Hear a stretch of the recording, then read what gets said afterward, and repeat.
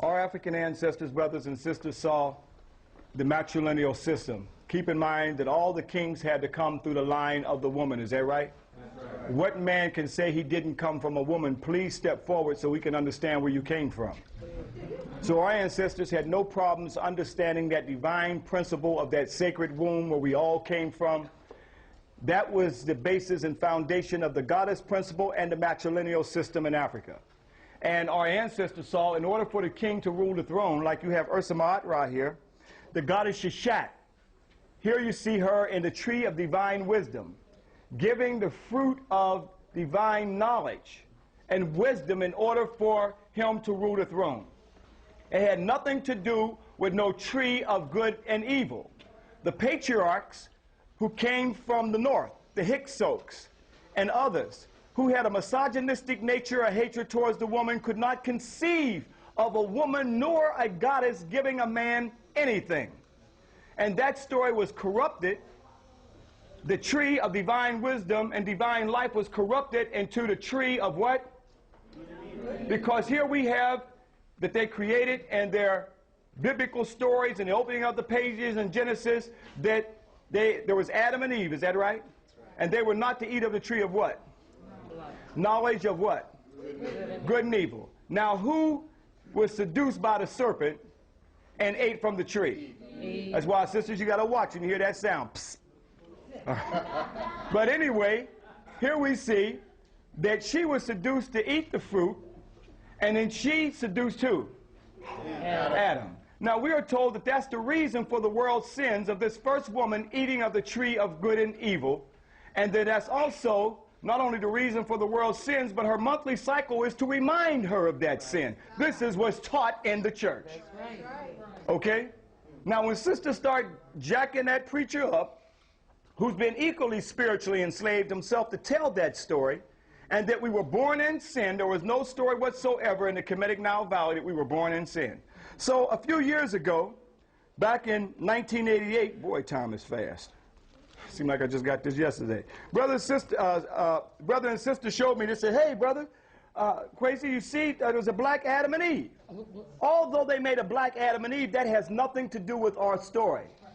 This is what we see the evolutionists and creationists fighting each other, and they know anthropological studies that black people were first, so they put a black Adam and Eve, and gave Adam a jerry curl, and gave Eve a weave. You know, they had to be looking good for each other back then, you know. But it had nothing to do with our story, brothers and sisters. Even though they make it black to make you accept it, this is not still an African story. The African story is the goddess Sheshat giving the fruit of divine life from the tree of divine life and wisdom in order for the king to rule the throne.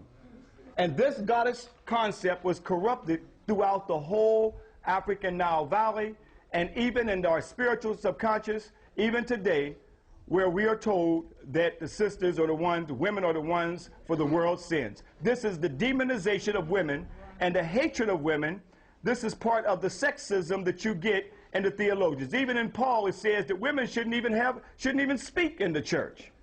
But I'm letting you know that that is not the African spiritual way, brothers and sisters. We had a god and a goddess. That's a spiritual Ma'atian law that our ancestors saw. Okay? So let's understand that there was no rib, by the way, in the African creation story taken from the man to make the woman. That didn't exist. They were created simultaneously. So we did not have no story, but all of us got a navel where the umbilical cord was severed from our mothers, where we all came from.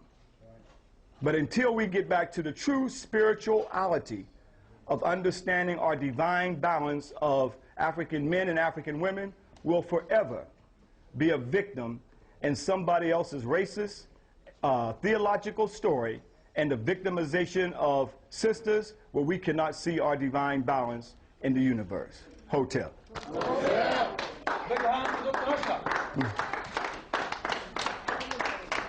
And you know the story is corrupted anyway, because as they said, there was only Adam and Eve, and then they created a son named who? And Cain went out to the land of Nod and found what? They haven't been able to explain that story yet. And then the racist theologians will tell you that was the sub-Negroid race. No, African people had a great kingdom long before their Adam and Eve story that they created and corrupted from the goddess Aset and Asar from right here in Kemet, right here in Egypt where you are. These stories are told. This is a book in stone. That's why they carved endlessly so it could not be revised. You see the ark already back there. How could the Ark of Covenant, that the Jews say that Jehovah God is the portable God house, and you got it right here. That they're carrying? And we are taught to go to Jerusalem and not to come back here to Kemet. We look at Jerusalem as being the Holy Land, not Kemet as being the Holy Land. This was the original Holy Land. This was the original Taneter land. I know that may be hard for some of us, but 400 years of indoctrination, you have to look at yourself as a victim. And we have been a victim. But we have continuous stories. So this is a book in stone.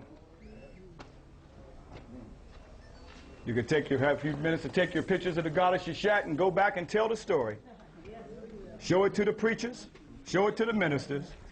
We want to get to the root of these stories, and you've come halfway around the world, back to the African Nile Valley, and witnessed where they've copied and manipulated these stories from you. We want to get to the root of the story, and the root of the story was no Eve, but it was in fact Sheshat, giving divine knowledge and wisdom. See, the only story that we have when a story regurgitates up is what white folks put in our psyche. But now the real psychological warfare is going to take place now because you are here. You're witnessing on the temples now, Sheshat and the tree of life and many other concepts that we have shown, and that's down in your psychic. So when you hear the Garden of Eden, what's going to trigger in your mind right back here? I saw Sheshat. And it was nothing. That's what's going to trigger. That's what's going to activate.